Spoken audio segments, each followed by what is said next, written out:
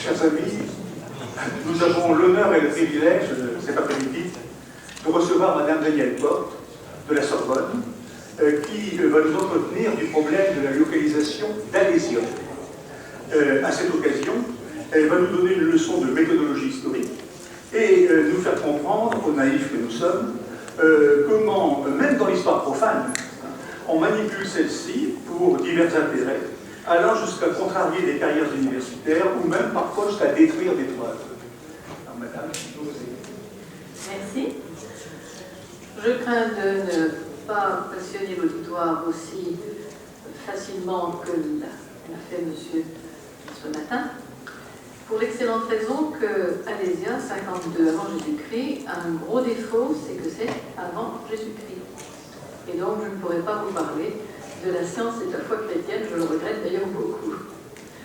Donc, contester Alésia aujourd'hui, c'est vouloir déplacer les montagnes, mais c'est possible quand on se fie au texte et quand on accepte, disons, de changer de région, quand on accepte de considérer la taupinière qu'est le mont Auxois plutôt qu'une grande montagne, même une très grande montagne, comme le dit César, lorsque l'on considère aussi que 97 hectares pour abriter 95 000 personnes, c'est pas beaucoup, au contraire. Et donc il faut oublier ces certitudes archéologiques pour essayer de revenir au fondement qui est le texte. Et cela, c'est le gros défaut cette fois-ci des archéologues, des historiens et des latinistes, hélas, c'est de préférer l'archéologie d'Alyse aux révélations que donnent les textes, et le texte étant écrit tout de même par Jules César soi-même, il vaudrait mieux tout de même aussi s'y arrêter un moment. Les textes grecs corroborant aussi le texte latin, il est utile de s'intéresser aussi au texte grec. Mais les tenants d'Alice Saltrène ignorent radicalement les textes grecs et évidemment, trancher dans le vif, c'est aller au plus facile. Et justement, c'est ce que nous avons essayé de ne pas faire dans le Jura. Donc, nous allons repartir dans la Genèse pour savoir comment on en est arrivé à privilégier le site du mont Auxois plutôt que le site jurassien. Alors, de quoi dispose-t-on au départ pour localiser Alésia? Il y a plusieurs facteurs qui vont se réunir en l'année 864, après Jésus-Christ, pour ne faire plus qu'un. Mais jusqu'à 864, il y a deux réalités qui ne se recoupent pas, deux réalités parallèles. Et comme on sait, les parallèles ne se coupent jamais. Donc nous avons d'abord César, qui assiège et qui détruit Alésia avec un E en 52 avant Jésus-Christ. En Gaule, nous avons une petite cité bourguignonne, en ruine, c'est près de Montbard, à peu de choses près, 47 km de Dijon exactement. Et cette petite cité, que nous allons voir, excusez-moi si je donne des ordres aux projectionnistes, voilà, mais je préfère tout de même que les projections soient faites par un spécialiste. Moi, je ne suis pas spécialiste du tout.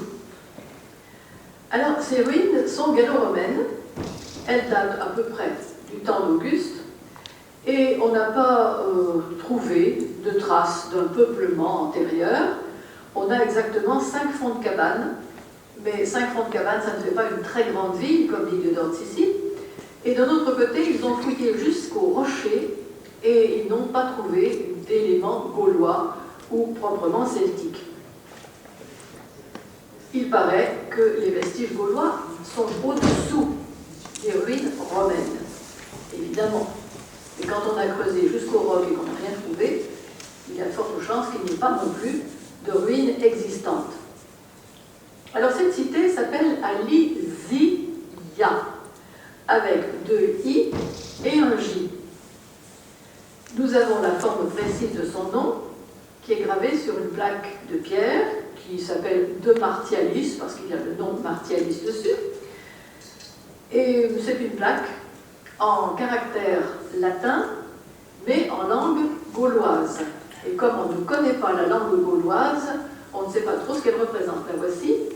En revanche, vous remarquez, en bas, l'élément intéressant, c'est in alizia. Alizia avec un i longa, c'est-à-dire qu'il dépasse un peu la ligne, ça veut dire que c'est un J si vous voulez. Donc in alizia, vous remarquez aussi que cette plaque est cassée, juste à l'endroit intéressant. Vous remarquez que c'est un peu bizarre que a alesia, in alizia, on sépare le complément de la préposition qui le gouverne. En principe, je vais à Paris, on ne met pas à, et puis plus loin, Paris. En principe, ça voisine. Et vous remarquez au milieu ce qu'on appelle une hedera distinguens, c'est-à-dire une feuille de lierre séparative. C'est l'ancêtre de notre point. Et que vient faire un point, si vous voulez, entre A et Alésia, on ne sait pas trop. Néanmoins, acceptons le fait qu'elle soit authentique. Elle a été trouvée en 1839 par un monsieur qui s'appelle Maillard de Chambure. Et ça nous est quand même précieux parce que ça montre que la cité s'appelait bien Alizia et pas Alésia. Donc nous avons deux parallèles, la cité gallo-romaine et le texte de César. Il faut remarquer que la cité gallo-romaine garde ce nom partout, jusque dans les écrits religieux. Il y a des cartulaires, il y a des registres d'état civil en latin, et lorsqu'il est question de la cité, c'est toujours Alizia. Quand on regarde les textes qui parlent de la guerre des Gaules, c'est toujours Alésia, et en grec, le Alésia avec un état, ce qui montre évidemment la longueur de la syllabe. Donc nous avons deux séries jusqu'à Éric d'Auxerre. Éric d'Auxerre, c'est un moine qui habite à Auxerre, comme son nom l'indique, et qui va être le grand coupable. 864, il vient de traduire la guerre des Gaules, donc il est parfaitement imbibé de la guerre des Gaules, et il a, d'un autre côté, il a chanté Saint-Germain, les miracles de Saint-Germain. Les miracles de Saint-Germain, il les écrit en poésie. Il se trouve que de cette même année-là, on rapatrie les restes et le sarcophage de Sainte Reine à Flavigny, qui est à 2 pas. Et donc, c'est pour ça que ça s'appellera à Lise Sainte Reine. Mais Sainte Reine, ça n'est pas tout à fait l'époque de César, évidemment. Seulement, lui, doit faire son poème. Et pour faire son poème, il va trouver des éléments, chercher même des éléments à la louange de Saint-Germain et de Sainte-Reine. Comme il n'y a pas grand-chose, il va se dire au fond, Alésia, c'est du pareil au même. Et c'est lui qui, dans son poème, va écrire que César a beaucoup souffert sous Alésia, et que Alésia a été fatale aux armées de César, ce qui est quand même un peu gros. Et il faut reconnaître au passage que sous l'empereur Claude, quelques 100 ans après, on était persuadé que c'était César qui avait été assiégé, puisque les sénateurs, à qui on propose de faire entrer des Gaulois à la curie, commencent à hurler en disant « Mais comment ces barbares qui ont osé assiéger le divin Jules sous Alésia ?» Là, on reste un peu perplexe, mais ça montre que l'histoire romaine avait déjà commencé à flancher un peu dans la mémoire des gens, même des Romains, donc à peu près à l'époque de l'empereur Claude. Donc ce brave moine va composer son poème en l'honneur de Saint-Germain, et c'est là qu'il va donc transformer Alésia en Alésia. Alors j'en ai parlé déjà un petit peu avec les gens avec qui j'ai discuté hier soir. Il y a une simple raison, à mon avis, c'est que, écrivant en hexamètre dactylique, c'est-à-dire longue, brève, brève, ou si vous voulez, noir, croche, croche, noir, croche, croche, noir, croche, croche, pour le rythme, il ne peut pas faire autrement. On ne change jamais un pied dans la métrique latine. Et donc il est obligé d'avoir des noms qui se cadrent dans la métrique latine. Alors, si on prend Alésia, on a 3 brèves, c'est-à-dire 3 croches, et une longue. C'est pas possible. Si on prend Alésia, on a comme il faut une longue et 2 brèves. Alors, tout Tout simplement, ce qu'il a fait, c'est se servir d'Alésia, parce qu'il ne pouvait pas mettre Alésia. Et la preuve en est que quand il passe ensuite aux louanges de Saint-Germain en prose, eh bien, Alysia est redevenue Alysia. Seulement, c'était trop tard. Et ensuite, les gens, sur la foi de ce poème du moine Éric, ont continué à écrire Alésia, mais toujours les mêmes documents religieux écrivaient, eux, Alysia, sur tous les registres de baptême, jusqu'au 16e à peu près. Là, c'était bien Alysia, on ne faisait pas la confusion. En revanche, les historiens qui travaillaient sur Alésia, eux, faisaient la confusion et ont suivi notre moine. Alors, nous avons une remise en question, ça reste pendant un certain temps. Là, vous avez un des jetons de présence, si vous voulez, au théâtre, qui porte Ali, qui ont été trouvés à Alise, et donc qui porte A-L-I, qui prouve encore une fois que la cité s'appelait bien Alysia. Parce qu'on nous dit aujourd'hui, oui, c'est du pareil au même, donc vous ergotez sur des pointes d'épingle, mais en fait, Alysia égale Alésia. C'est pas tout à fait vrai. La preuve en est les artefacts qui portent bien Ali. Alors donc, l'identité va être remise en question. Cette fois-ci, nous sommes en 1855. Et là, ce sont des gens d'Alaise, dans le Doubs, A-L-A-I-S-E, qui vont porter la contradiction, en disant, mais nous aussi, nous ressemblons à Alésia, nous ressemblons même beaucoup mieux à Alésia que la pauvre Alise. Et de notre côté, nous avons aussi des jetons marqués Alé. Nous avons aussi des statères d'or au nom de Vercingétorix. Alors en voici un. C'est, alors encore une fois, vous le laisserez une petite seconde parce que j'en parlerai après. C'est une des preuves des tricheries alysiennes, ça. Alors, novembre 1855, c'est Delacroix qui va faire une communication à la Société des sciences et qui fait l'effet d'une bombe. Alésia, ça n'est pas Alise, c'est Alaise. Donc, il y a, disons, un tollé général de la Société des arts et lettres, si vous voulez, on va l'appeler comme ça. Et nous avons Jules Quicherat, qui est le frère du grand Quicherat, qui va s'impliquer dans la question et qui va faire des recherches suivies. Et alors nous avons une guerre de libelles, de pamphlets, de fascicules, etc. J'en ai compté jusqu'à 60 la même année, qui traitent du problème de Alésia ou Alysia.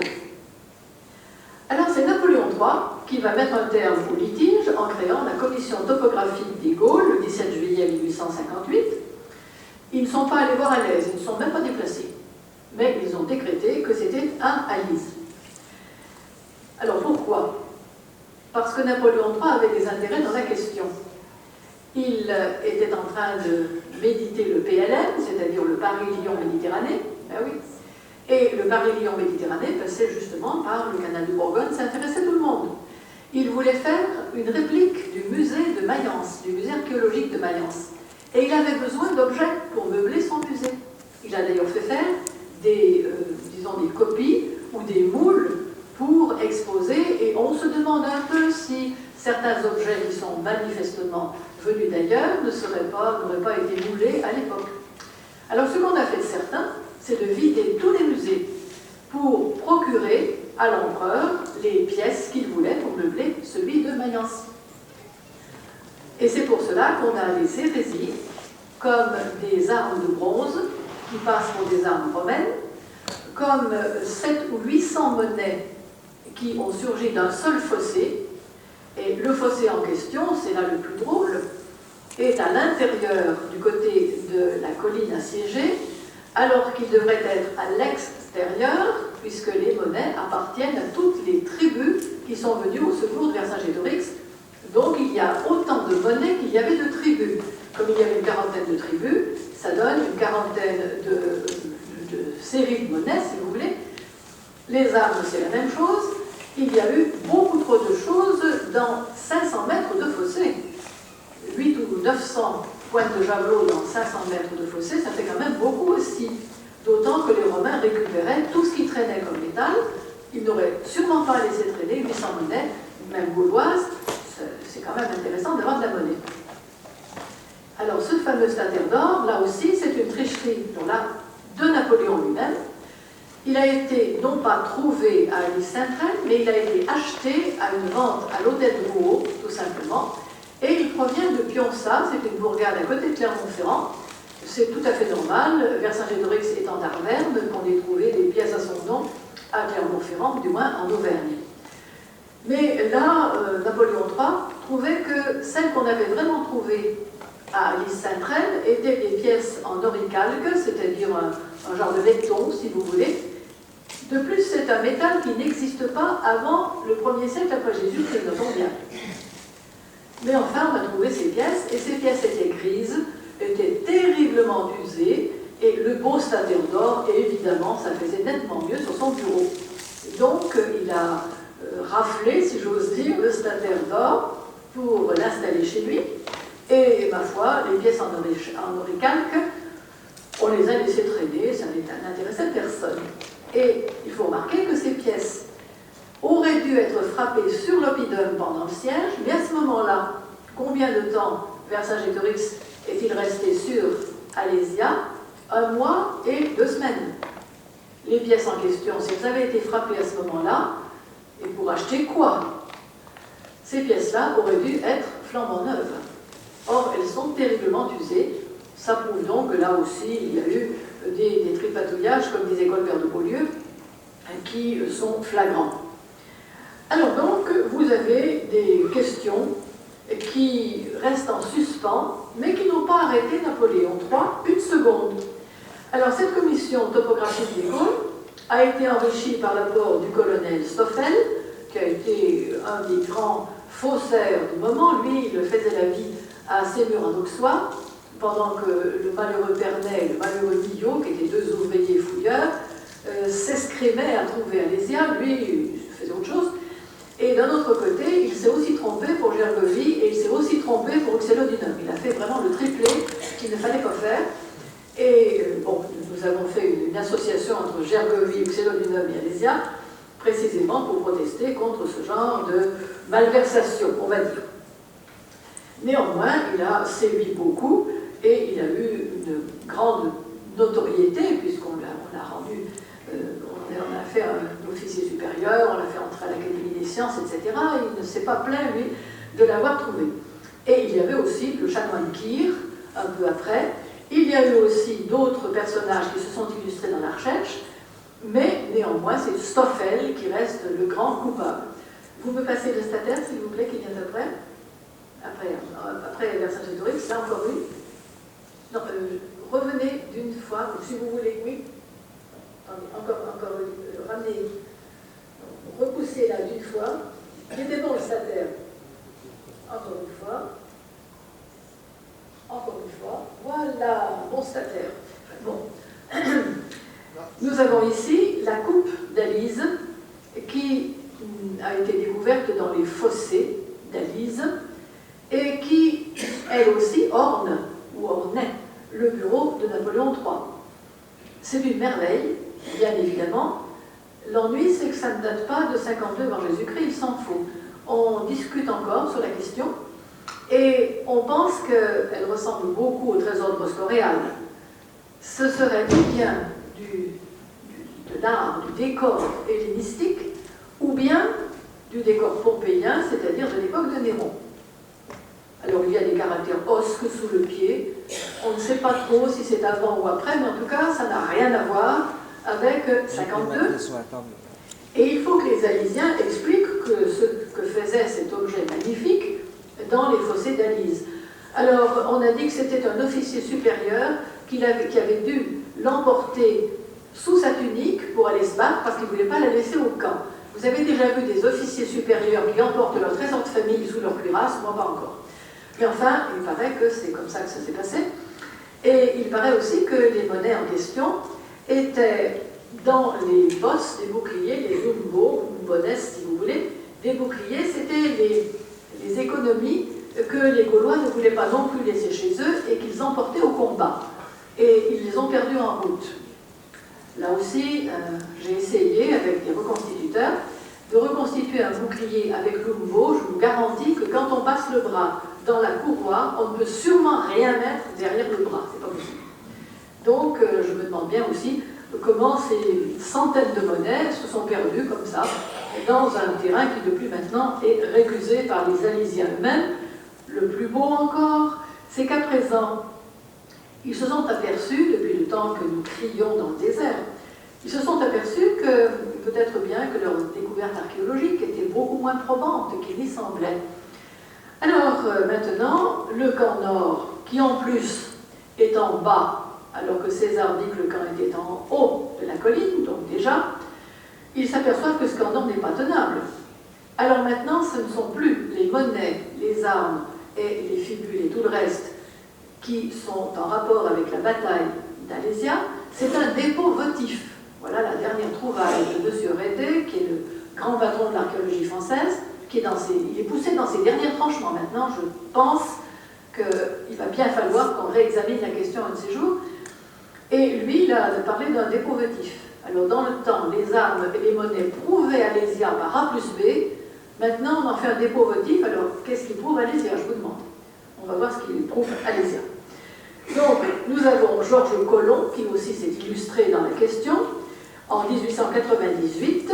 Il était maître assistant en Sorbonne, il était préfet de Haute-Saône, mais il n'avait qu'un défaut, c'est qu'il a écrit le sapeur camembert, santé, hein, le sapeur camembert BER, que tout le monde connaît, enfin, dans ma jeunesse, on lisait le sapeur camembert. Et à côté de cela, il a écrit La famille Fenouillard. Alors ça ne se pardonne pas. Comment l'université pourrait-elle accepter les idées d'un monsieur qui a écrit le sapeur camembert? Je vous demande.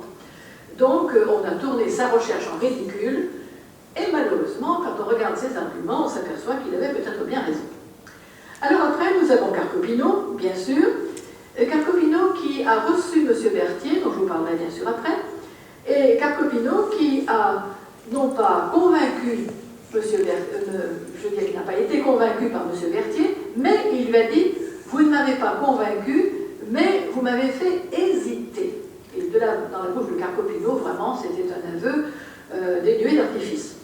Alors là, vous avez la statue de Vercingétorix, qui n'a jamais été inaugurée, qui est en tôle de bronze assemblée par Millet, et qui est monumentale, hein, vraiment.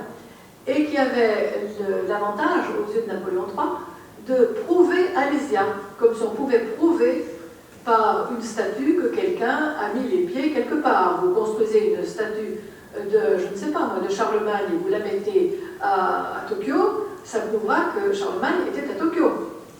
De la même façon, le muséoparc qu'on a construit aujourd'hui à grands frais sur les ruines, ou à côté des ruines de la cité gallo-romaine, ne prouve absolument rien. On peut construire un muséoparc n'importe où, et le dédier à Alésia, ça ne prouvera pas qu'Alésia s'est placé à cet endroit-là. Alors donc, Carcopino, lui, a eu la trouvaille du siècle, c'est que comme, d'après les textes, donc aussi bien de César et de Cassius que de Plutarque, comme, d'après les textes, Alésia était en Franche-Comté, dans le Jura, en Séquanie, si vous voulez, eh bien, il a dit, comme Alise était en Bourgogne, c'est quand même gênant, c'est pas le même pays, c'est chez les Éduins, il a dit, bah, évidemment, c'est qu'il y avait une tribu de Séquanes qui avait émigré chez les Éduins autour d'Alise Sainte-Reine. C'est comme ça que Alise peut se trouver chez les Séquanes, mais ce ne sont pas les bons Séquanes, ce sont des immigrés, ou des émigrés, si vous voulez, Séquanes. Là, il est allé un peu loin quand même, on sait que Carcopino, que je vénère par ailleurs, hein, c'est quelqu'un de très savant, mais c'est aussi quelqu'un de très roublard. Alors, en 61, et comme par hasard, 61, c'est la date des fouilles, des premières fouilles à Alise Sainte-Reine, et c'est la date à laquelle M. Berthier a, lui, découvert une autre Alésia, qui actuellement est la seule qui reste en lice, parce que les autres ont cédé la place, elle ne correspondait pas du tout à la description de César, ni au texte grec, donc on peut les éliminer les unes après les autres. Les unes sont trop près, les autres sont trop loin, pas assez grandes ou trop grandes, bref, ça n'est pas vraiment ce qui nous convient. Alors, Le Gall écrivait en 63, la seconde bataille d'Alésia est close. Et depuis, il ne faut pas y revenir, Alésia a été trouvée à Alise Sainte-Reine, et surtout, ne contrarions pas, les gens qui prouvent qu'Alésia est à Alys-Sainte-Reine en disant « l'archéologie a prouvé que ». C'est le leitmotiv. On ne veut même pas regarder ce que nous disons, nous, sur l'archéologie. C'est chose jugée, et surtout qu'on n'y revienne pas. Et on trouve cela partout, partout, partout, partout. On nous a traités de tous les noms. Évidemment, nous étions des farfelus, nous étions des psychopathes, nous étions des oies à la retraite, pour M. Berthier, nous étions des archéologues du dimanche. Et plus grave, récemment, nous sommes devenus des négationnistes, des révisionnistes, et nous faisons partie d'une secte. C'était la meilleure, ça. Et oui, et oui, on en arrive franchement au nom d'oiseau. Alors que dans mon groupe, nous nous sommes toujours interdits d'injurier l'adversaire. Nous sommes assez caustiques, je reconnais que j'ai la plume assez acide, ça oui, mais à côté de cela, jamais je n'irai dire qu'un tel est un imbécile, un crétin ou Dieu sait quoi. Là, nous avons la collection complète des insultes à ne pas adresser à un adversaire. Alors donc, nous sommes à la deuxième Alésia maintenant, à Chaudet-Crotenay, dans le Jura, et en 63, M. Berthier, qui avait fait sa recherche à Constantine, a pu vérifier sur place que c'était probablement là. Évidemment, levé le bouclier à l'époque, il y a laissé sa carrière puisqu'il n'est pas entré à l'Institut, il a été seulement correspondant de l'Institut, et cela parce qu'on lui a donné le choix. On lui a dit ou vous vous obstinez avec votre Alésia dans le Jura, ou bien vous entrez à l'Institut, mais c'est un choix à faire. Il a fait le choix, il y a laissé sa carrière, et puis voilà.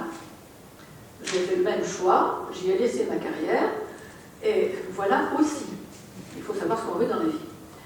Donc, il a trouvé cette Alésia à Chaudet-Crotenay, il l'a déclarée, il a été renié par tous ses pairs, bien entendu, et pour montrer que la vraie Alésia, c'était toujours à Alys-Sainte-Reine, on a décidé de faire une autre campagne de fouilles dans les années 1896-1897, et là, c'est Michel Rédé qui s'est chargé lui-même de faire la campagne de fouilles avec une équipe allemande dirigée par Sigmar von Schnurbein, et qui a donné un rapport de fouille de 5 volumes, qui fait 5 kilos, et qui ne prouve rien non plus.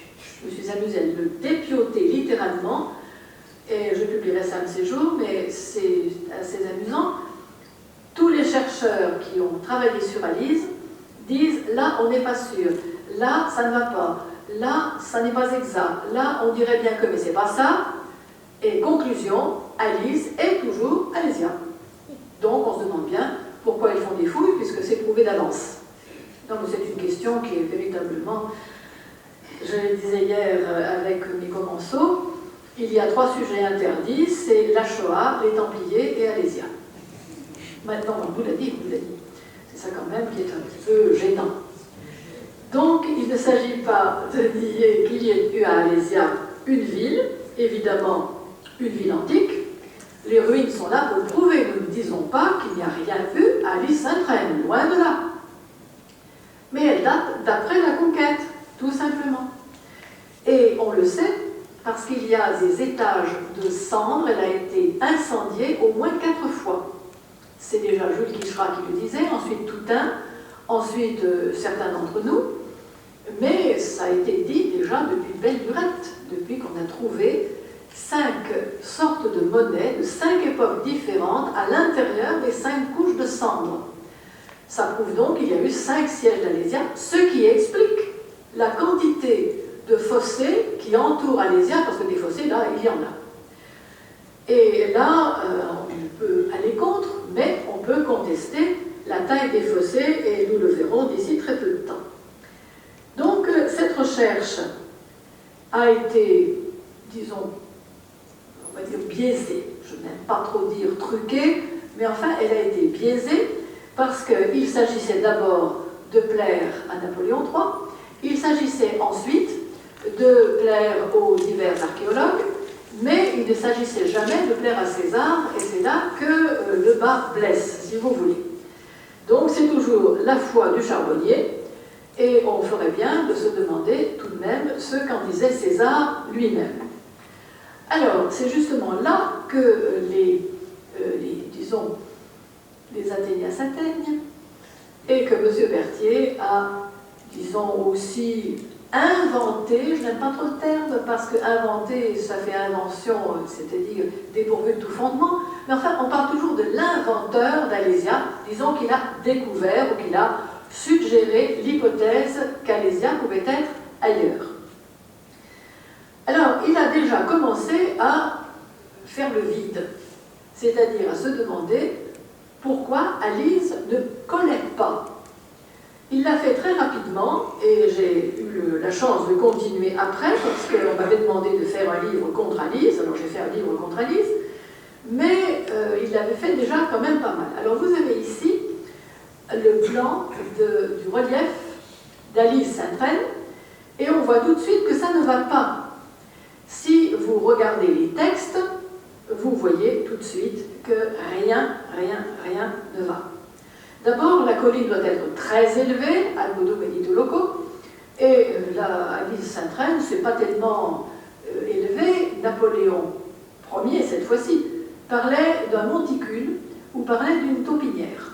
Donc, ça prouve bien ce que ça veut dire. Ensuite, vous regardez que la ville doit être au sommet de la colline. Les ruines sont bien au sommet de la colline, mais elles ne sont pas vraiment au sommet. Vous avez ensuite deux rivières qui lèchent les bords de la colline. Là, vous voyez les rivières, je pense, elles ne sont pas au bord de la colline, elles sont à 300 mètres de la colline. Et si vous regardez aussi les collines qui sont autour, qui sont en noir un peu plus foncé, enfin en couleur un peu plus foncée, vous vous apercevez qu'elles sont quand même à 2,5 km. Alors que César écrit mediocri interjecto spatio, c'est-à-dire un espace médiocre étant, enfin se trouvant entre l'oppidum de Montauxois et les collines alentours. Donc 2,5 km, ça fait quand même beaucoup pour un espace médiocre. Et de ce fait, on se demande pourquoi César a été arrêté dans sa marche par cette colline. S'il ne peut pas passer à droite, il passe à gauche. Rien ne l'empêche de passer.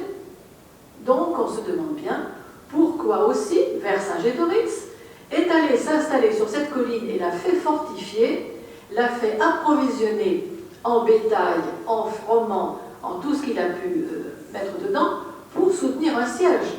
S'il a attiré César, et il l'a attiré dans un piège, il faut quand même que le piège tienne. Or là, on ne voit pas de piège du tout. Alors donc, deux rivières qui ne vont pas, la plaine.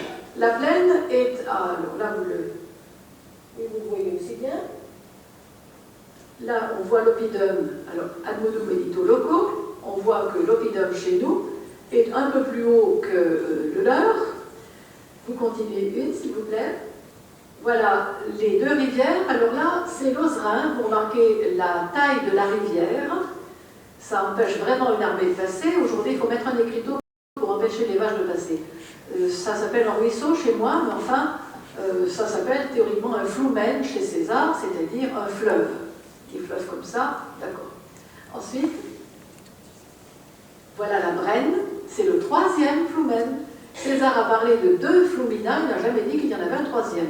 C'est la seule qui vraiment soit possible, la Brenne, elle n'est pas guéable, mais César n'en a pas parlé. Ensuite, alors voilà on peut dire, les collines, vous les voyez au fond là-bas, les collines qui cernent l'oppidum, et vous voyez, je pense, qu'elles ne cernent rien du tout.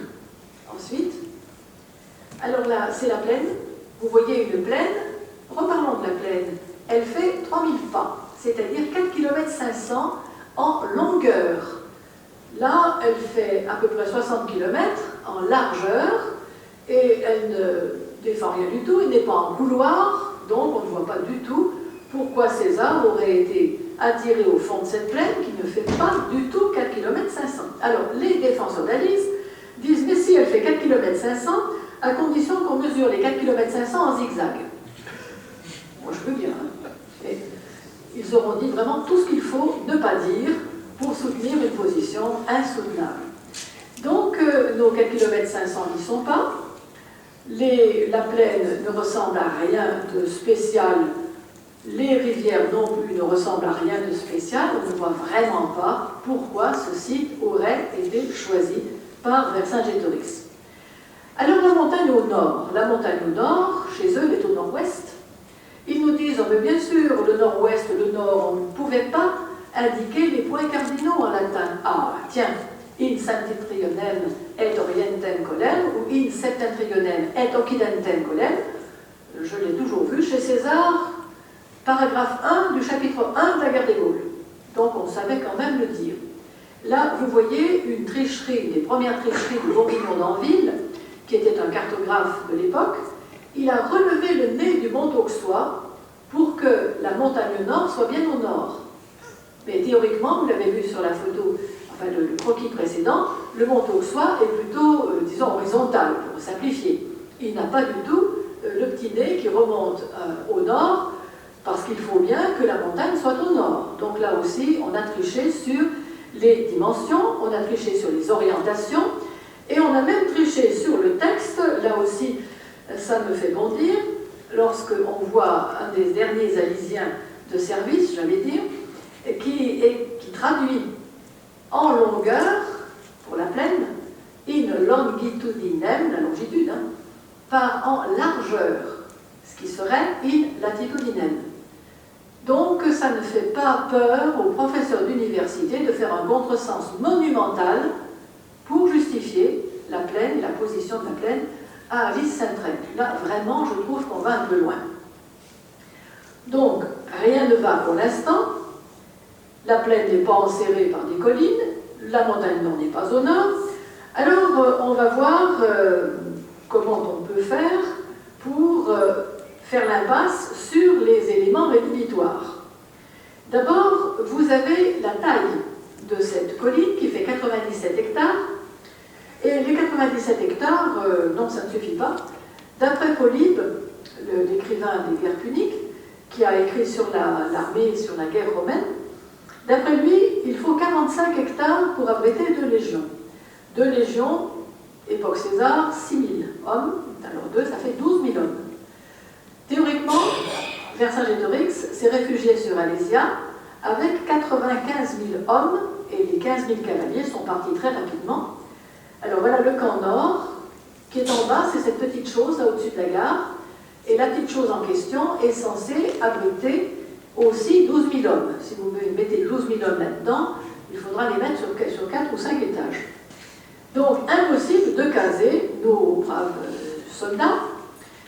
De l'autre côté, Plutarque dit que la ville était entourée par d'énormes remparts qui la rendaient imprenable autrement que par un siège. Je vous ferai voir nos remparts tout à l'heure, formés de dalles d'1 tonne chacune, et lorsque nous les avons montrés sur un film il y a quelques années déjà, Michel Rédet, qui n'était pas au courant du tout que nous allions participer au film, a dit « Ah oui, chez eux, dans le Jura, il n'y a que des murets agricoles. » Des murets agricoles de 10 mètres de haut et 5 mètres en profondeur, formés de dalles d'1 tonne. Les paysans jurassiens ont beaucoup de muscles, à croire Michel Rédet. Donc c'est une grande ville, une très grande ville même. La très grande ville sur 97 hectares, on ne sait pas trop où il faut la mettre. Et d'autant qu'il faut penser aussi que si l'on met des guerriers sur la colline, il faut penser aux habitants, les Mandubiens, qui avaient mis leur colline à la disposition de Vercingétorix. Bon, les Mandubiens, ils ont une ville, ils ont donc des habitants, ils ont donc des pâturages, des animaux, des hangars, tout ce qu'on peut imaginer. Si on laisse de côté tout ça, on obtient 10 mètres carrés par guerrier pour tenir 1 mois et demi, et sans eau, parce qu'il n'y a pas d'eau. Si on tient compte de tout le reste, c'est-à-dire si on admet qu'il y a une ville, des habitants, etc., chaque guerrier réfugié couvre 1 mètre carré. Et vous pensez bien que les troupeaux et les chevaux ne vont pas se contenter d'1 mètre carré pendant 1 mois et demi. Un cheval et un bœuf, essayez d'empêcher de bouger, vous verrez. Donc c'est radicalement impossible déjà, pour cette seule raison, que l'on ait pu mettre tout ça là-haut. Ce qui est important, à mon avis, et c'est là que M. Berthier a fait porter sa recherche, c'est que Alésia, d'après toujours Diodore de Sicile, était une très grande ville et la métropole religieuse de toute la Celtique.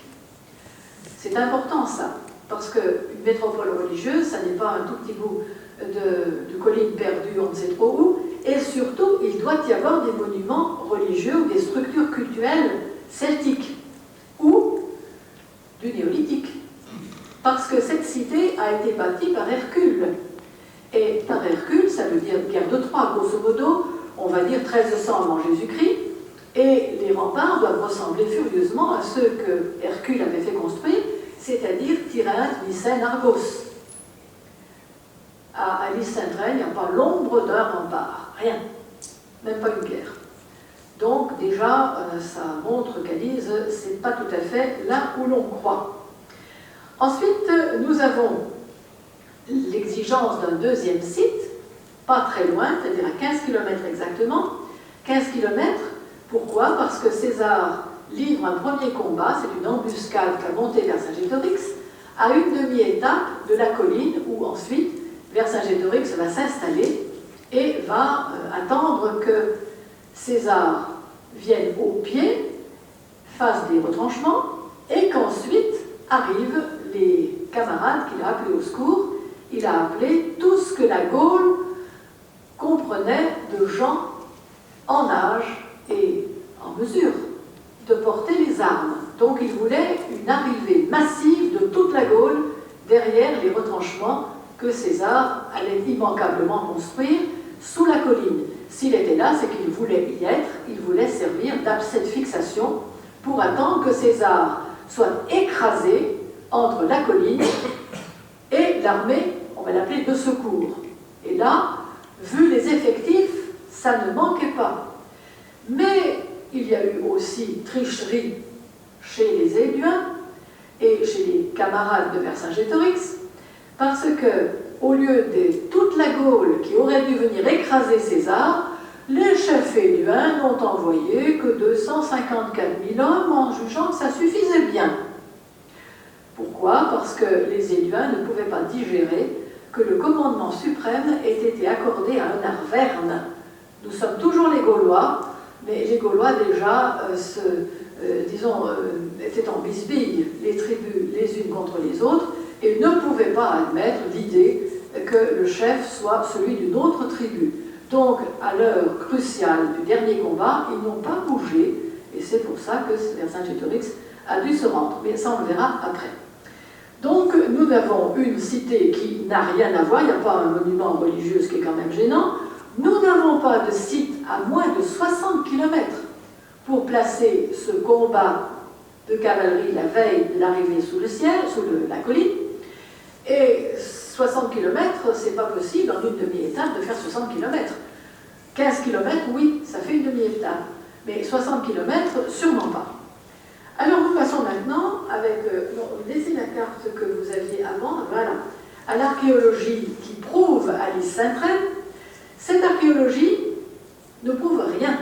Ce sont bien des vestiges archéologiques, j'en suis d'accord, mais ça ne prouve rien. Il y a des fossés, oui, il y a des camps, oui, mais pas de l'époque de César. Alors, le plus flagrant, c'est la taille des deux lignes. Vous la voyez, vous avez une ligne auprès de la colline, et puis une autre ligne un peu plus loin, avec des petits carrés que j'ai essayé de faire à l'extérieur, alors que celle qui était plus proche de la colline est à l'intérieur.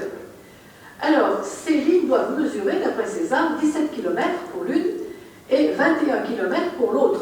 Ça nous donne la taille d'Alésia. Vous n'allez pas établir des fortifications à 300 mètres d'une colline pour laisser à l'ennemi loisir de batifoler, de se fournir d'eau aux rivières. En principe, on fait le plus près possible de la colline.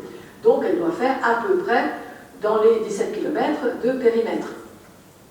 En fait, les fortifications étant chiffrées par César, il faut bien en tenir compte. Et pour cela, les Alésiens les font se promener à flanc des collines. Si vous les regardez, ces fortifications, de temps en temps, elles montent sur les collines, de temps en temps, elles restent en bas.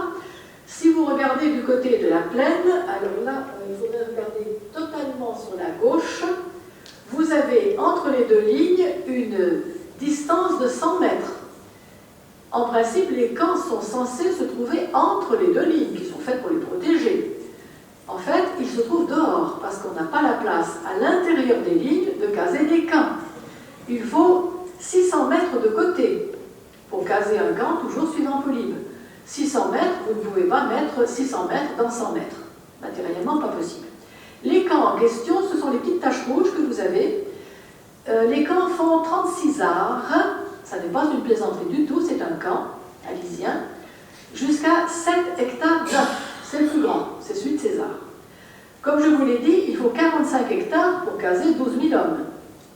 Les légions romaines vont toujours par deux. Donc, dans 7 hectares neufs, on n'a même pas la place de caser les tentes des soldats et les soldats doivent coucher dehors. Les camps en question, vous le regardez aussi du côté gauche, enjambent même les lignes de fortification. Ce qui est quand même curieux qu'on fasse enjamber les lignes par des camps. On se demande bien d'ailleurs aussi pourquoi on installe des camps à l'extérieur. Les camps sont censés protéger les soldats. Si on les laisse à l'extérieur, ils sont directement à la merci de l'armée de secours qui va arriver. On n'a pas idée de construire par exemple une barrière autour d'une maison et d'installer la maison en dehors de la barrière. Il faut quand même savoir ce qu'on veut. Apparemment là, on ne le sait pas. Ensuite de quoi nous avons, alors là, pour simplifier, vous avez 4 km 575 pour le tour d'Alise. Et pour assiéger 4 km 575, il vous faut 17 km de retranchement. Là, vraiment, il y a quelque chose qui ne marche pas du tout. Ensuite, vous avez l'édification de ces lignes. À Alise, il n'y a pas de relief pour interrompre les lignes. Et moralité, vous êtes obligé de faire des fortifications tout le tour. À ce moment-là, il faut que vos légionnaires soient mobilisés 2 fois plus nombreux qu'ils ne sont, 24 heures sur 24. Et il n'aurait fait que la moitié du parcours. Alors on se demande pourquoi César est allé imposer 9 km de plus à ses hommes, étant donné qu'il y a de temps en temps des morceaux de fortification qui partent dans la nature, je ne sais pas ce qu'elles font là, et c'est quand même accepté pour être une des preuves d'Alise. Vous avez le grand fossé d'arrêt, alors sur la gauche vous avez des petits F, vous me dites si vous les voyez, une ligne assez proche, en arrondi avec F. C'est le grand fossé. Le grand fossé d'arrêt doit se trouver, dit César, à 400 pieds, c'est-à-dire à 120 mètres, en avant des lignes. En fait, il se trouve à Alise à 700 mètres, 800 mètres, 1000 mètres, ce qui est quand même beaucoup. Évidemment, ça n'est pas le grand fossé, ça va de soi. Mais pour arranger, pour faire que le grand fossé soit bien le grand fossé, on n'a rien trouvé de mieux que de transformer les pieds en pas. Et oui, or il n'y a aucun manuscrit, et là vous pouvez croire qu'on est allé voir, aucun manuscrit qui parle de pas. Mais l'intérêt, c'est qu'un pied fait 0,30 m et qu'un pas fait 1,50 m. Donc si vous multipliez 400 par 0,30, non. Si vous le multipliez par 1,50, vous avez 700 mètres à peu près. Donc là, on peut parler du grand fossé. Mais c'est un trafic éhonté. Ensuite de quoi? Vous avez la taille des camps, je vous l'ai dit, 36 arts et 7 hectares 9. Vous avez la profondeur des fossés, les fossés qui ont été trouvés autour.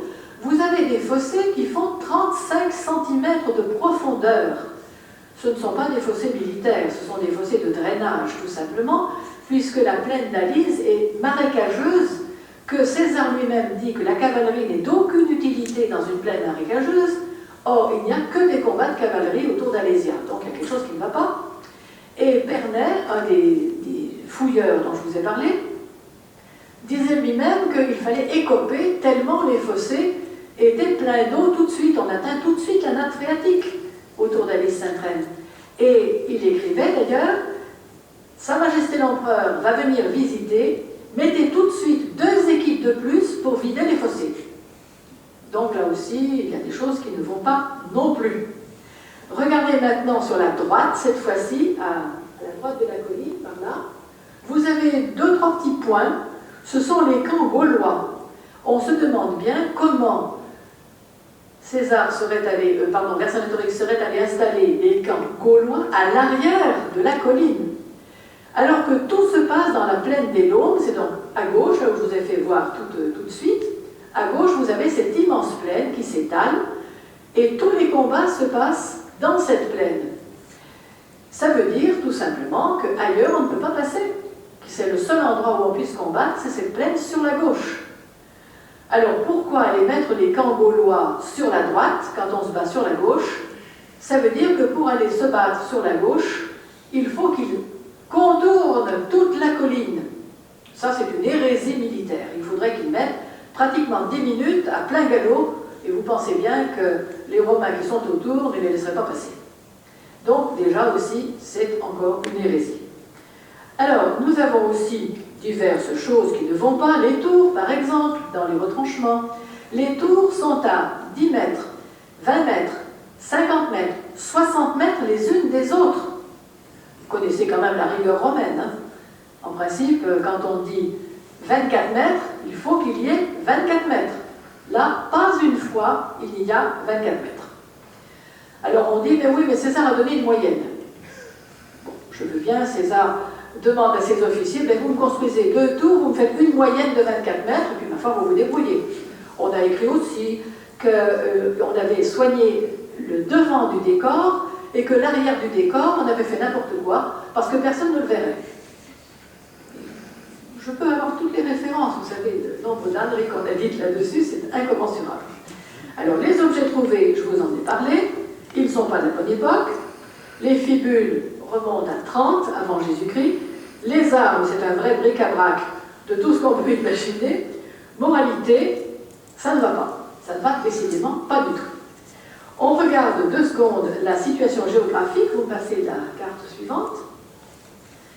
César est en retraite, hein. Bien sûr, il est en train d'évacuer toutes ses forces avant que la Gaule n'entre en ébullition complètement. Il part de Langres, qui est naturellement au nord, il a fait rassembler toutes ses troupes à Langres, et il va descendre maintenant secourir la province, la Provincia, c'est la Provence, c'est-à-dire tout à fait en bas, au sud-est, si vous voulez. Pour ce faire, il ne peut pas passer par le couloir de la Saône, parce que Vercingétorix a fait mettre la pression, c'est-à-dire incendier les récoltes, les habitations et tout le reste, tout le long du couloir de la Saône, et même au fond du couloir de la Saône. Pourquoi? Pour éviter que César ne passe par là. Et pourquoi éviter que César ne passe par là? Parce qu'il veut le faire passer par l'Est. L'Est, le Jura, bien entendu. Si vous regardez la ligne un peu plus foncée, ça vous montre que de Langres à Genève, qui est en bas tout à fait Nyon et Genève, si on passe par le Jura, on n'est peut-être pas en ligne droite, mais à peu près. Depuis Chaux-des-Crotenay, qui est le site que nous retenons nous, vous êtes en ligne droite, vous avez 4 cols à franchir, 60 km si vous voulez, et vous êtes à Nyon et à Genève, en terrain neutre, à l'Obroge, mais déjà soumis par les Romains, et donc vous êtes tranquille. Alors pourquoi Vercingétorix a-t-il fait César par là, passer César par là? Précisément parce qu'il avait en vue de le coincer devant Alésia et de l'empêcher d'aller plus loin. Donc c'était bel et bien un piège, et le piège avait été bien tendu, comme vous pensez. Là, j'avais fait les itinéraires possibles. Si vous partez de Langres, si vous allez sur la gauche, si vous voulez, vous avez des petites flèches qui vont jusqu'à Alise-Sainte-Reine. On se demande bien pourquoi, pour aller au sud-est, César se serait tout à coup détourné pour aller du côté ouest, en plein milieu des tribus en ébullition. Ça, on ne comprend pas pourquoi il serait allé se fourrer dans la gueule du loup. Donc, il est possible, puisque Vercingétorix laissait libre le côté est, il est possible qu'il soit allé passer par l'est, c'est-à-dire en plein milieu du Jura. Donc, nous avons une possibilité, même une certitude, si on peut dire, puisque la route en question figure sur la carte de Peutinger, qui est la Bible, si vous voulez, des cartographes. Et cette table de Peutinger montre effectivement la route en question, elle existe, et on a même la voie néolithique qui est restée. Passez-moi la suivante, je pense que ça doit être notre voie, voilà. Vous voyez la voie néolithique, on la voit précisément, avec Évidemment aussi, le pont néolithique, vous me passez la suivante. Voilà, nous avons un pont de 8 arches qui, elles aussi, font des dalles de 1 tonne chacune. Et c'est la continuité de la voie que je vous ai montrée, qui est juste à côté de Chaux-des-Crotenay, et qui traverse Chaux-des-Crotenay.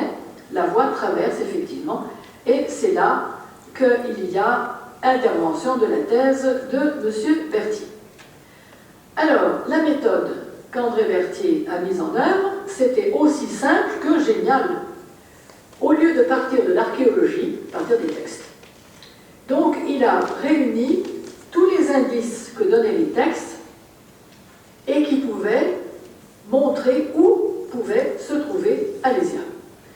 Il a donc dépioté le texte de César, mais aussi les textes de Dion Cassius, de Diodore de Sicile, de Plutarque. On a beaucoup de textes qui ont disparu et dont on connaît l'existence. Il y avait un livre entier de Tite-Live, il y avait un livre entier d'Appien, uniquement sur la question Alésia. Malheureusement, ça a disparu corps et bien. Quand j'ai une petite idée sur la question, mais enfin, bon, ça a disparu, c'est l'essentiel. Il devait y avoir des quantités de descriptions d'Alésia. Si elles étaient encore utilisables, nous ne serions pas là en train de chercher la question. Donc, dans un sens, ça console. Mais on aimerait bien quand même l'avoir. Donc, il y a eu un piège, il y a eu un itinéraire déterminé, et maintenant, André Berthier, armé de ces éléments-là, il sait que c'est plutôt à l'est, il sait qu'il y a un endroit qui doit bloquer César, alors il fait la recherche, et il va essayer de faire cette fameuse recherche du portrait robot, qui est le système qu'on met en œuvre dans la police. Quand on cherche un coupable, on essaye de chercher à quoi ressemble le coupable, et donc on a des éléments qu'on va mettre en œuvre.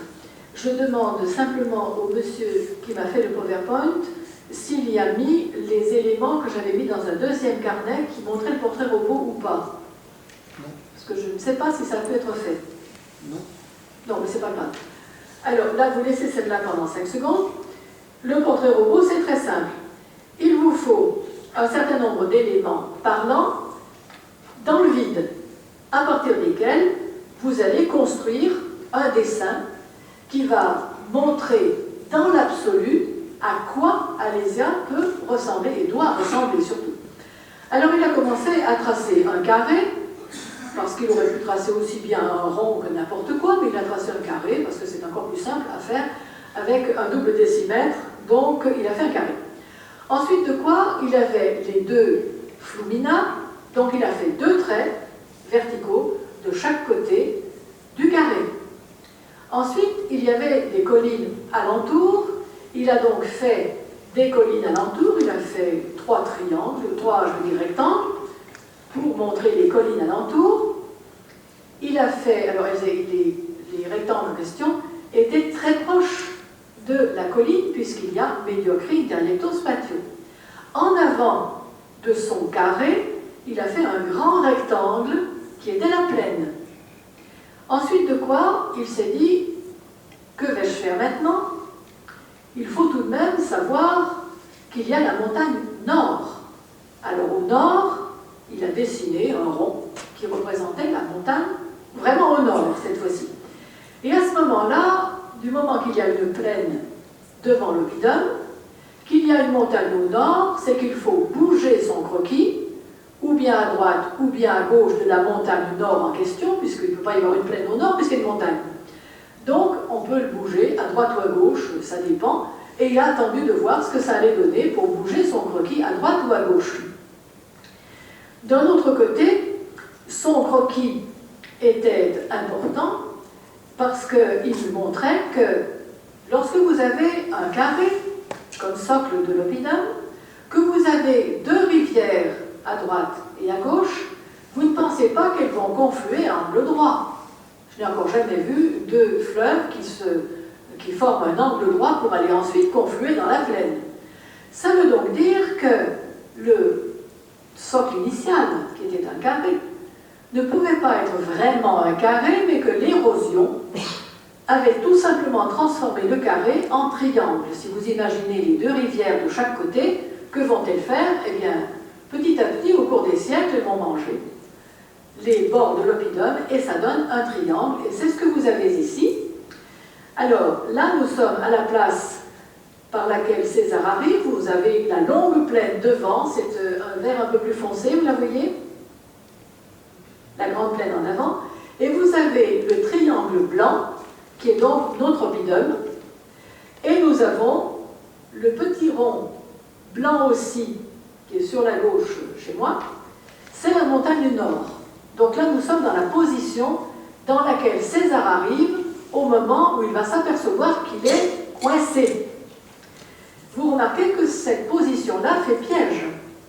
Effectivement, une fois que César est entré dans la grande plaine, il s'arrête devant l'oppidum et il s'aperçoit qu'il ne peut pas passer ni à droite ni à gauche parce qu'il y a les deux rivières.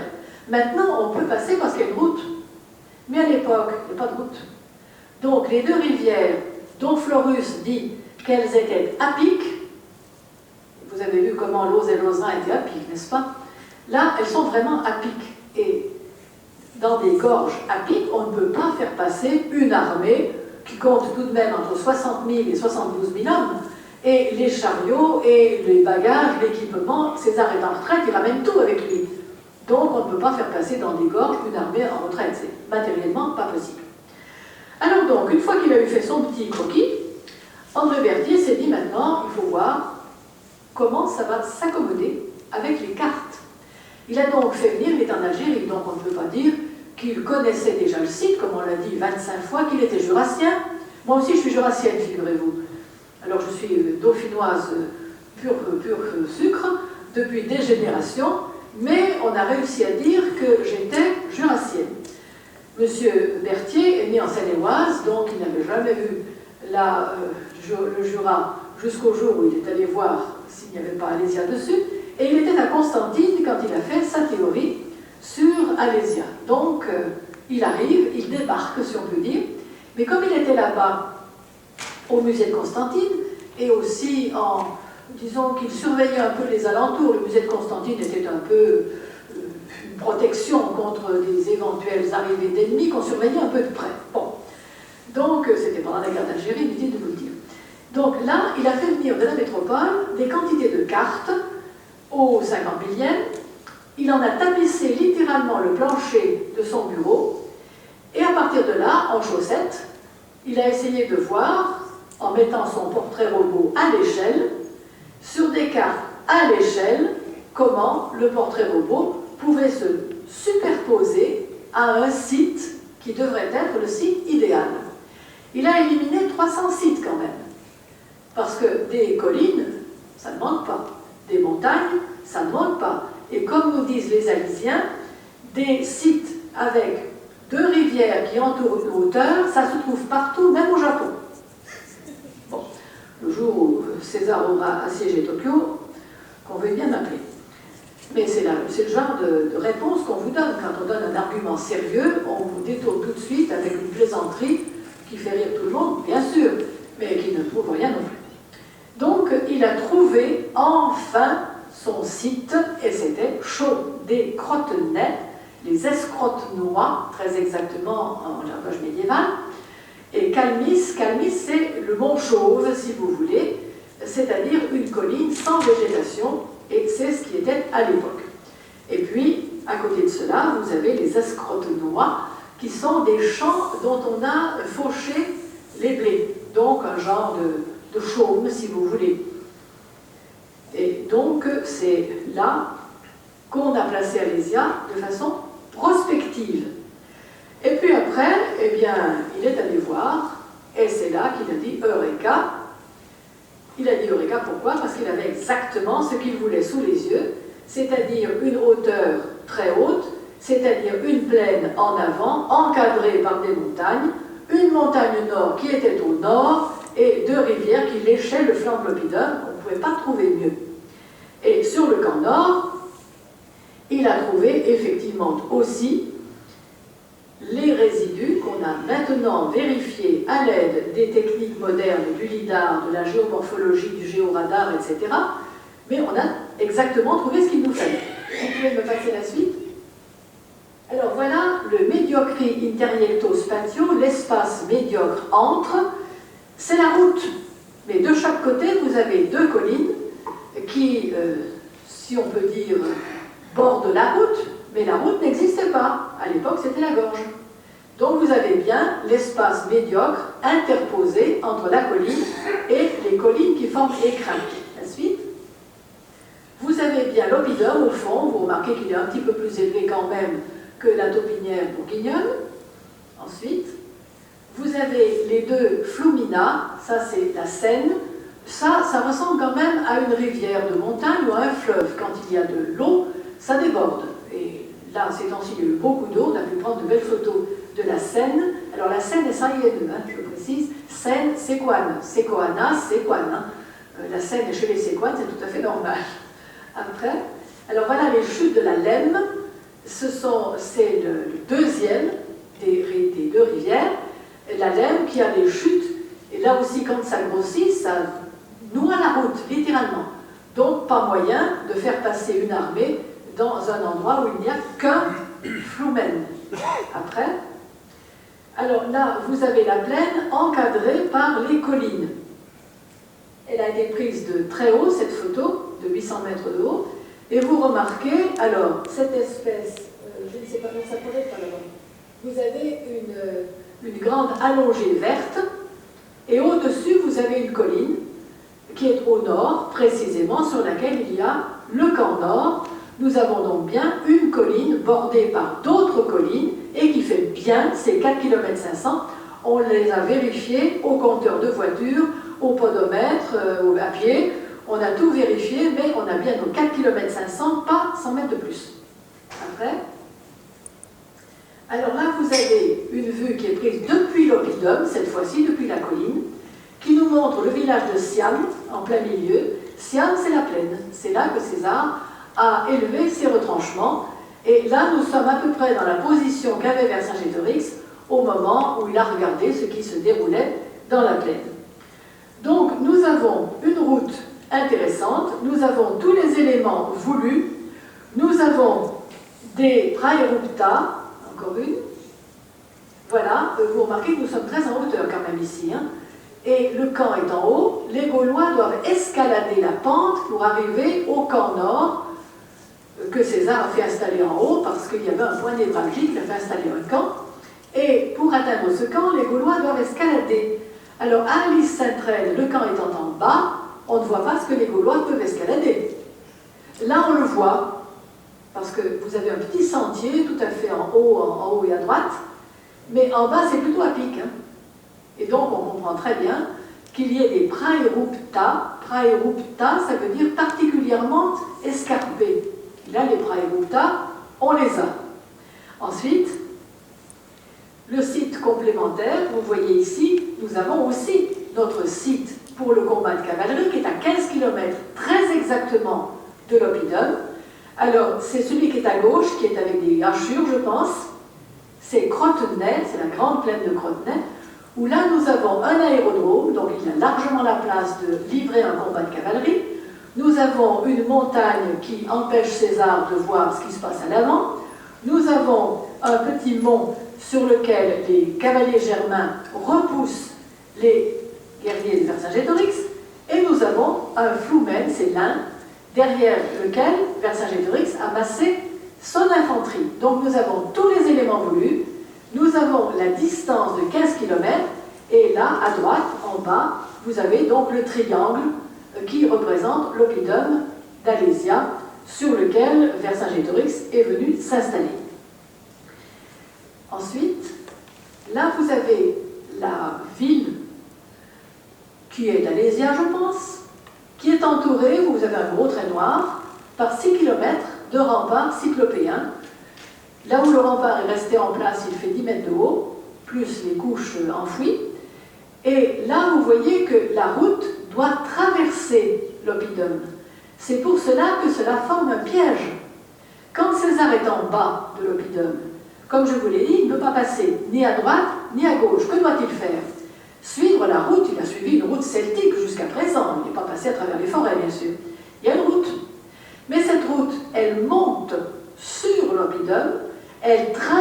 traverse l'oppidum pour arriver à sortir en bas et à droite au col du Gypse, qui est la sortie qui mène à 4 autres cols qui, eux, mènent droit sur la Provence. Par conséquent, César pourrait passer, c'est ce qu'il aurait voulu faire. Le petit détail qui change tout, c'est que là-haut sur la colline, il y a 95 000 Gaulois. C'est là qu'il comprend tout de suite qu'il est fait comme un rat, au sens propre, parce qu'il est vraiment dans une souricière, où entre le marteau et l'enclume, qu'il fait le jambon du sandwich, on a toutes utilisé les expressions proverbiales ou familières pour expliquer cette situation, et il attend tout simplement, César attend, pour que les assiégés meurent de faim, mais il a prévu aussi qu'il pouvait y avoir derrière lui des gens qui allaient arriver. Et c'est pour cela qu'il a fait élever une première ligne de fortification autour de l'oppidum pour coincer les gens assiégés, et une deuxième ligne derrière ces camps pour prévenir l'arrivée de l'armée de secours. C'est pour ça qu'il y a 2 lignes. Parce qu'effectivement, il avait bien compris que son adversaire n'était pas non plus né de la dernière pluie, même s'il avait 30 ans, et donc que s'il était attiré dans ce couloir inextricable, c'est bien qu'il allait y avoir quelqu'un pour boucher le fond du couloir, comme bien vous pensez. Et donc, il a fait ce qu'il a pu pour bloquer Vercingétorix sur sa montagne et pour se protéger lui-même de ce qu'il y avait derrière. Notre site à nous, le triangle, taille 1000 hectares. Là-dessus, vous avez amplement la place de mettre une ville, les habitants, les remparts, les chevaux, le bétail amené par les mendiants du bien, les pâturages, même les sanctuaires, puisqu'on a une ville celtique magnifique. C'est d'ailleurs ce qui nous crève le cœur, c'est qu'au fur et à mesure, cette ville est en train de disparaître. Ça arrange bien les Alisiens. Ils attendent que nous soyons tous morts et que tous nos monuments aient été détruits par les bûcherons, par tout ce qu'on peut imaginer comme tracteurs et tout qui traînent à travers les monuments celtiques. Comme ça, on sera tranquille car il n'y aura plus d'Alésia sur le terrain. C'est quand même bien dommage parce qu'on a là des éléments qui se trouvent qu'ici et que nous n'avons jamais ailleurs. Donc, des monuments cultuels, j'entends bien. Alors, continuez un petit peu.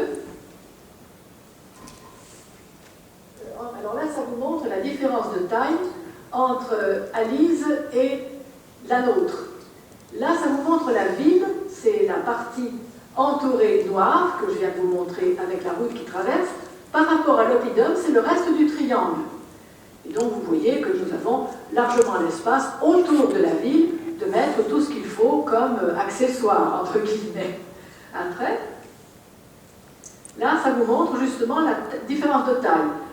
À droite, vous avez Alise, c'est-à-dire pas grand-chose, et autour, vous avez Chaudet-Crotenay, c'est-à-dire la colline qui supporte Chaudet-Crotenay, et autour de cette colline, vous avez les fortifications de César, 17 km et 21 km, c'est net et sans appel. Ensuite, alors voilà, c'est un des monuments cultuels, vous avez la taille des dalles. Ensuite, voilà le grand mur, on voit moins la taille des dalles, mais enfin on voit quand même que ce n'est pas du muret agricole, hein, qui fait donc 10 mètres de haut, plus en bas, sous disons, les résultats de 2000 ans quand même, et plus, vous avez une certaine érosion, vous avez des sédiments qui se sont accumulés au pied du mur, mais il y a quand même 5 couches de dalles enfouies. Donc il faut rajouter encore 5 couches de dalles aux 10 mètres qui sont en dessus. Là, c'est la partie entière, et elle est sacralisée très souvent, parce qu'en bas, on le verra sur les monuments celtiques, je vais quand même avoir le temps de vous en montrer 2 ou 3. Donc en bas, vous avez une grande dalle perpendiculaire au mur, donc qui s'avance, une grande langue qui regarde toujours l'est. Alors la caractéristique de tous nos monuments, ils ont été orientés par un orienteur professionnel, architecte, etc., pas un plaisantin du tout, ils sont tous dirigés vers l'est. soleil levant bien évidemment. La colline elle-même a exactement les mêmes orientations que Delphes.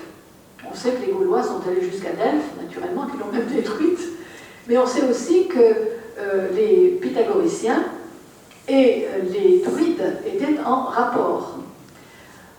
De toute façon, tous nos monuments aussi, ça ce sera dans le prochain livre qu'on va faire, on va se faire littéralement laminer, les temples gitiens, tous nos monuments sont au nombre d'or. Absolument tous. Il y a même des monuments qui répondent à l'ellipse d'or, et c'est le même architecte qui a dessiné, d'après toutes les mesures qu'il a prises, il s'aperçoit qu'effectivement, tout est au nombre d'or. Le nombre d'or, ça n'a rien d'étonnant, les pyramides sont au nombre d'or, les cathédrales sont au nombre d'or, donc je pense que les Gaulois n'étaient pas des imbéciles non plus, et savaient ce que c'était qu'une construction au nombre d'or. Donc c'est une caractéristique de nos monuments, ils ont une niche en haut, avec une pierre sacrée dedans, qui est en général d'une autre texture que le restant de la niche, c'est-à-dire du granit si vous voulez, dans une niche faite en calcaire du Jura. Ils ont tous cette fameuse langue monumentale, elle est quand même bien de cette taille-là si vous voulez, en avant du monument et coincée sous le monument. Elle n'est pas devant, elle est coincée sous le monument, donc elle a été à l'origine de la construction du monument. Et puis à côté, vous avez assez souvent un four, toujours en dalle monumentale, creusé dans le sol, qui doit faire à peu près, disons, 1,50 m jusqu'à 2 mètres de largeur, sur une hauteur d'à peu près 1,50 m. On nous a dit que ce sont des fours à pain, en pleine nature, ce sont des fours à chaud, on veut bien mais pas de chaud. Autrement dit, on ne sait pas ce que c'est, mais à l'égard de toute habitation, et en revanche, ce qu'on a trouvé à l'intérieur, ce sont des cendres qui ressemblent furieusement aux cendres de dolmen du sud de la France, et aux cendres, des cendres qui remontent à 800, on les a fait expertiser naturellement, 800 avant Jésus-Christ. Donc ça prouverait bien qu'il y a eu une métropole religieuse qui remonte quand même à assez longtemps, et qui a probablement été l'objet de sacrifices humains, puisque ce sont des cendres humaines qu'on trouve au fond des fours. Alors évidemment, tout cela nous montre qu'il y a eu une installation néolithique, et puis celtique bien sûr, mais avant il y avait encore les mégalithes, et des mégalithes nous en avons tant que nous en voulons, ou même plus que nous en voulons, avec des menhirs de 3 mètres de haut, dont la déesse Alésia, dont l'aigle, etc. Nous avons une quantité de menhirs répertoriés qu'on appelle avec des noms qui ressemblent à la forme qu'ils arborent, mais qui ne représentent pas forcément cela. En attendant, ce sont des dalles tenues au pied par des cromlechs et qui ont une hauteur suffisante pour montrer que ça n'est pas la nature qui s'est amusée à faire ça. Vous pouvez continuer, je pense qu'il doit y en avoir un ou deux par là. Alors ça, c'est aussi une des grosses dalles, des chaumelles. Et vous remarquez que ça aussi, ça n'est pas du cailloutis et ça n'est pas du mur romain non plus. On a aussi les murs romains, bien évidemment. On a retrouvé tout le camp nord. Mais la taille des pierres des murs romains, ça ressemble à des briques, si vous voulez, de grosses briques. Mais sûrement pas à ce genre de construction-là. Après, alors voilà Franck Ferrand d'ailleurs, à côté d'une des énormes dalles cyclopéennes, comme ça donne l'échelle. Vous voyez que c'est quand même relativement gros. Après, alors là, c'est le fameux combat du camp nord, le dernier. C'était juste pour vous montrer que chez nous, même les éléments stratégiques marchent. Il y a eu la dernière bataille lors de laquelle on a détaché de l'armée de secours des 254 000 hommes, 60 000 hommes, avec Vercassivellum, le cousin de Vercingétorix, qui a fait le tour, là-haut, vous voyez, ça fait un grand tour, pour venir attaquer le camp nord. C'est cette tache noire que vous avez, et le camp nord a résisté. Théoriquement, au même moment, Vercingétorix aurait dû descendre de son triangle, et l'armée de secours qui était là-bas tout autour aurait dû attaquer dans la plaine. Non, c'est pas ce qui s'est passé. Vercingétorix est bien descendu, oui. Le camp nord a bien été attaqué, oui. Et c'est là que César a couru un énorme danger. C'est dit dans les textes grecs, il n'a jamais été plus près de sa fin. Pourquoi? Parce que les Gaulois ont failli prendre son fameux camp nord. Et à ce moment-là, s'ils sont au camp nord, ils dégringolent sur la plaine, et en 5 minutes, ils se trouvent à l'intérieur des 2 lignes de fortification. Donc c'est admirablement calculé. Mais là, César a montré un génie égal à celui de Vercingétorix. On peut inverser les 2 génies, je crois qu'ils sont à égalité. Il a mis son grand manteau rouge, il a fait venir toutes les cohortes qu'il a pu depuis l'extérieur, depuis le fin fond des retranchements, et il est venu au secours ou à la rescousse des 2 légions du camp nord. Et là, on le voit très bien sur notre site, il y a bel et bien l'avancée, la reculée, la repente, et c'est au moment où César arbore la pente que les Gaulois, voyant César en grand manteau rouge, prennent la fuite, parce que César, c'est quand même César, il doit arriver aussi avec suffisamment de légions, de trompettes, de tout ce qu'on peut imaginer qui fait du bruit pour impressionner les Gaulois, naturellement. Mais enfin, là, on le voit chez nous. Alors qu'à l'Île-Sainte-Reine, le camp nord étant en bas, il n'a pas escaladé, il n'est pas au nord, et on ne voit pas pourquoi l'armée de Vercassivelloun serait venue faire ce grand détour qu'elle demandait toute la nuit. Parce que l'endroit où est l'armée de secours est à 2,5 km du camp nord. Si vous mettez toute la nuit pour faire 2,5 km, là, il y a quelque chose qui ne va pas du tout. Alors pourquoi l'armée de secours s'est-elle croisée les bras? Je vous l'ai dit tout à l'heure, c'est parce que les commandants, les jeunes commandants, c'était aussi des jeunes, les jeunes commandants de l'armée de secours étaient furieux de voir que c'était un Lanverne qui avait obtenu le commandement suprême, c'est tout. Donc ils n'ont pas bougé. C'est bien les Gaulois, ça c'est sûr. Moralité, notre Vercingétorix n'a plus qu'une chose à faire, c'est de remonter sur sa colline. Et là, alors là il y a 2 versions. D'après Dion Cassius, il est descendu avec ses armes, son plus beau cheval et tout ça et tout ça. D'après Orose, on l'a livré. Et c'est probablement la grande vérité, c'est que les chefs gaulois qui, dit Orose, avaient depuis longtemps l'envie de se débarrasser de Vercingétorix parce qu'ils gênaient, ils étaient sur leur colline, ils crevaient de faim. On avait déjà expulsé les Manduviens parce qu'on manquait de vivre. César en faisait autant de son côté d'ailleurs. Les légionnaires étaient aussi en proie à la famine. Hein. Mais Vercingétorix étant en haut, les Gaulois qui l'entouraient se sont dit, après tout, si on le livre à César, on aura peut-être la vie sauve. Et c'est ce qui s'est passé. Tous les Arvernes autour de Vercingétorix ont été libérés sans rançon par César, et les Éduins ont été aussi libérés sans rançon par César. Moralité, il y avait peut-être eu des ententes secrètes et des négociations cachées entre pas mal de gens chez les Gaulois et peut-être des émissaires de César. C'est pour ça que notre Vercingétorix s'est trouvé tout seul finalement avec son héroïsme et plus de choix à faire. Il a bien fallu qu'il descende et, comme dit César, Vercingetorix deditur, Vercingétorix est livré. 2 mots qui close une guerre qui a quand même duré pas mal de temps. Alors, je n'ai plus de temps, je pense. Hein. Je n'ai plus de temps. C'est pas gentil, c'est pas grave. Bon, alors, repassez-moi encore juste un petit peu plus vite pour vous montrer. Alors là, c'est un mur militaire. On a aussi au camp nord tous les éléments militaires. Continuez. Ça aussi, c'est une des tours romaines qu'on a retrouvées au Lidar et au camp nord. Je n'ai pas le temps de vous parler du Lidar, mais enfin, vous croyez sur parole. Ça, c'est la guerre, autrement dit, le rempart sur lequel on met des palissades. Après. Ça aussi, c'est une autre vue du chemin de ronde qui entoure les camps d'en haut, parce qu'on a retrouvé tous les chemins de ronde, tous les murs, tous les fossés, les tours de 24 mètres. Nous, on n'a pas un pli, c'est 24 mètres, 24 mètres, 24 mètres, 24 mètres. Ensuite, alors ça, j'arrive difficilement à voir ce que c'est. C'est un fossé. Nous, les fossés font bien leurs 2,50 m de profondeur.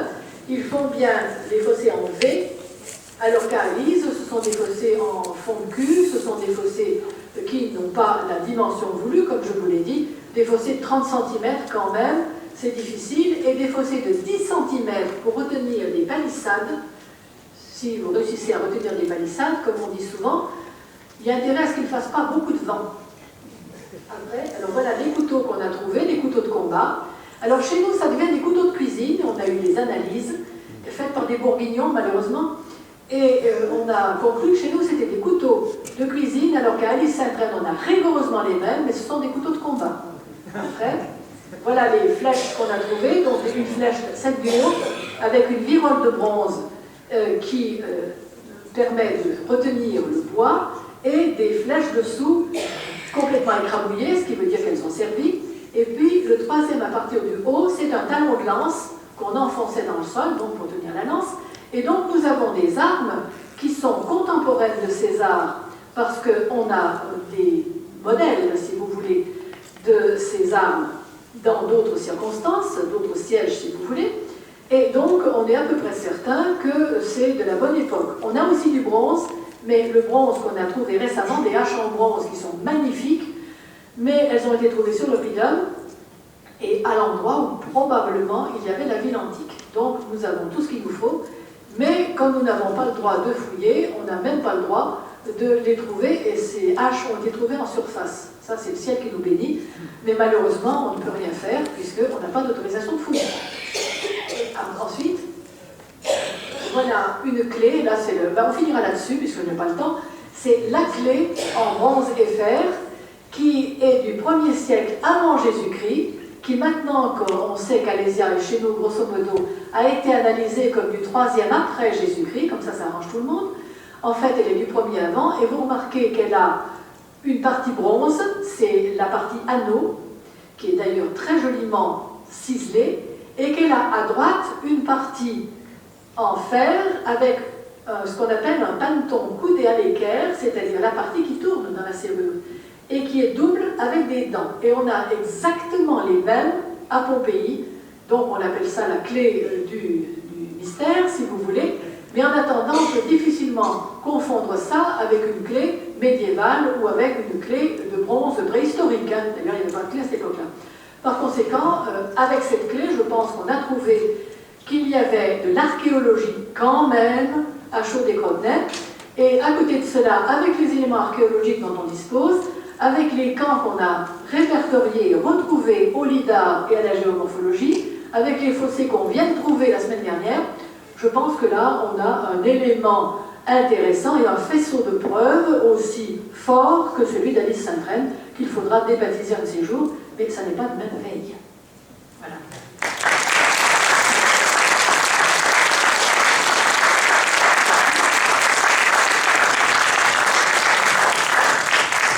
Merci beaucoup, donc, Madame Forte, pour cette magnifique leçon, non seulement de méthodologie historique, mais aussi de courage intellectuel. N'est-ce pas? Merci. Peut-être y a-t-il quelques questions, 2 ou 3. Oui, bien sûr. Voilà, dans la salle.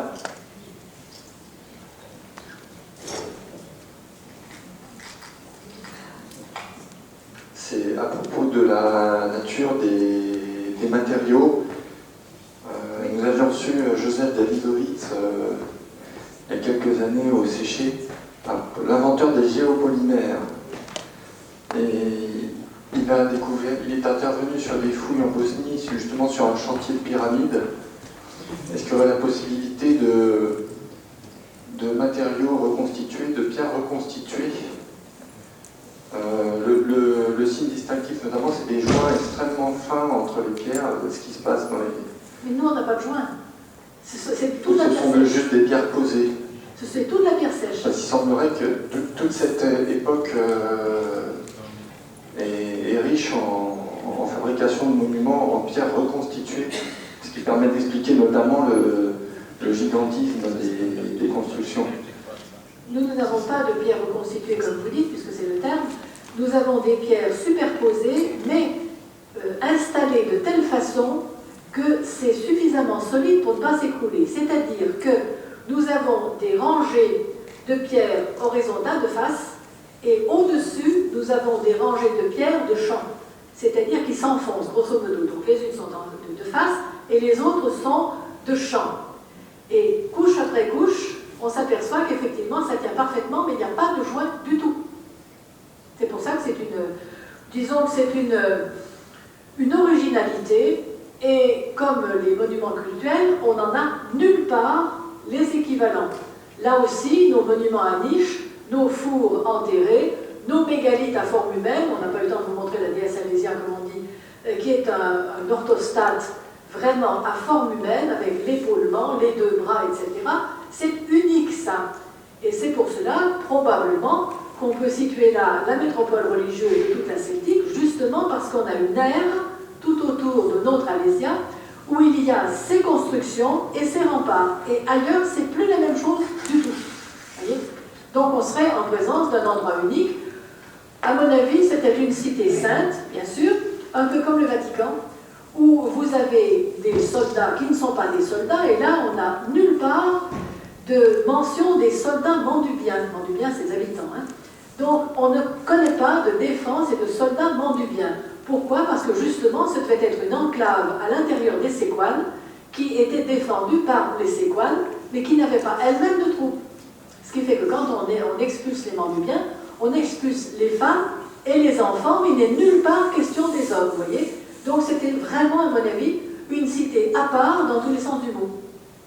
Et probablement avec des monuments qui remontent bien au-delà de notre époque herculéenne. Hein.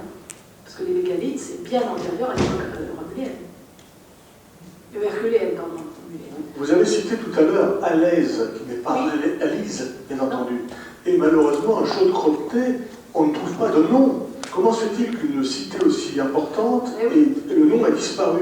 Justement, c'est aussi un de nos arguments, c'est que quand on faisait disparaître une cité par le feu, et là, Alésia, pardon, c'est-à-dire notre Alésia a été complètement brûlée, et nous avons trouvé des pierres rubéfiées, tant que nous en voulons aussi. Donc, quand une cité est détruite, on enlève le nom. On fait disparaître le nom. Ce qui fait que Carthage a perdu son nom, Numance a perdu son nom, et elles ont retrouvé l'honneur de porter leur nom avec César.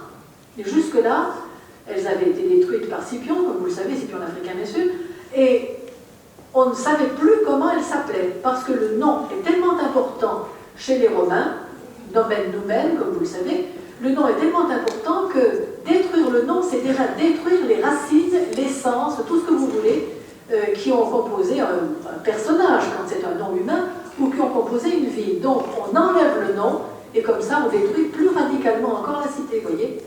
C'est pour ça qu'on a remplacé un nom qui pouvait être Alésia, si vous voulez, par Calmis, qui le décrit, c'est un mot chauve. Et Alise, Alèse, Als, etc., ça vient d'une racine Als, qui veut dire la hauteur. Donc, une hauteur, ça peut s'appeler Alésia, bien évidemment, mais ça peut s'appeler aussi d'un synonyme, Calmis. Et c'est si vrai que César doit préciser de quelle tribu est originaire ce nom. Il dit Alésia Mandubiorum, l'Alésia des Mandubiens, parce qu'il y avait d'autres Alésia. La racine Als a donné a donné Alèse, Alise, Nobalèse, etc. On trouve partout. C'est comme Château-Neuf, par exemple, où il y a quantité de châteaux partout. Et là, il y a quantité d'Alésia, donc Alise est aussi une Alésia, mais ça devait s'appeler Alésia Aeduorum, si vous voulez, l'Alise des Éduins. Mais c'est la même racine. Seulement, de Alésia en latin, vous pouvez tirer à l'oise au i, mais vous ne pouvez pas tirer à lise, parce que le i est bref, et que le et est long. Donc d'un et long, vous ne pouvez jamais faire un i, vous auriez à l'oise, comme la Cervésia de la Cervoise, par exemple. Vous voyez? Mais vous ne pouvez pas avoir de i. Pourquoi une telle obstination, si vous voulez, à ne pas reconnaître ce site? Et Oh quel là est là. l'intérêt de qui? Oui, je veux bien traiter la question en 3 mots, parce qu'il me faudrait encore 1 heure pour la traiter. D'une part, vous avez récemment la construction du musée au parc et du futur musée, 70 millions d'euros chaque fois, donc on ne peut pas penser qu'on dise maintenant c'est ailleurs. Ensuite, vous avez l'obstination des grands pontes de l'archéologie. Depuis Carcopino, c'est de père en fils, hein, si j'ose dire. Autrement dit, rêver maintenant à former des disciples qui ont essaimé un peu partout, dont en Franche-Comté, qui sont tous conservateurs de musées, les directeurs de bibliothèques, etc., secrétaires généraux et tout le reste, on est infiltrés, si vous voulez, par les bourguignons. Bon, je l'aurais dit une fois, tant pis. Mais c'est vrai. Donc, tous ces gens-là ont été formés par un monsieur qui est un grand patron, d'accord. Maintenant, il est en Égypte, il a dit qu'il ne voulait plus jamais entendre parler d'Alésia. Dont acte. Bon, mais il les a formés, et maintenant, il ne peut plus se déjuger par rapport à ses disciples en disant « je vous ai raconté des âneries pendant 50 ans, c'est plus possible ». Donc, il ne peut plus, et les disciples ne peuvent plus non plus, ils ne vont pas, comme on dit vulgairement, cracher dans la soupe. Ah oui. Ensuite et enfin, il y aurait, alors les histoires politiques, je me garde d'en parler parce que je pourrais en parler très longtemps, mais mieux vaut ne pas aborder certaines questions, c'est plus prudent tout de même. Puis, il faut quand même des preuves ouvertes et tout ça se passe dans les coulisses et dans les souterrains, et donc n'abordons pas trop. Mais il y a aussi une question qui serait un petit peu plus noble, c'est la question de la datation. Parce que nous ne pouvons pas dater le métal autrement que par comparaison. Nous aimerions bien avoir un carbone 14 qui marche pour dater notre métal, mais ce n'est pas possible. Donc on date par comparaison. Et il y a une seule date qui soit valable pour l'époque, c'est 52 dans Jésus-Christ. Donc chaque fois qu'on trouve en Europe une arme, un clou, un objet quelconque qui ressemble à quelque chose qu'on a trouvé à Lys-Sainte-Reine, ça veut dire qu'on peut le dater de 52. Si Lys-Sainte-Reine n'est plus 52, à ce moment-là, toute la datation s'effondre. Il faudrait refaire tous les livres d'histoire, tous les livres d'archéologie, et remettre en question pratiquement tout ce qu'on sait sur l'Antiquité et sur les objets d'Antiquité. Alors c'est tellement vaste que je pense que personne n'ose s'y attaquer. Oui? C'est une question? Je vais terminer pour vous dire quel est le véritable Alésia. J'ai vécu, c'est Villa d'Alésia, à Paris, c'est dans la banlieue de Lutèce, c'est Paris 14e. Je vais essayer de développer la question, mais là j'atterris directement à Charenton. Bon, merci beaucoup, professeur Madame Porte, d'avoir répondu à notre appel. Je voudrais ajouter quelque chose dans la transition de séché. On se demande parfois pourquoi le séché ne progresse pas plus vite. Eh bien, vous avez ici les éléments de réponse.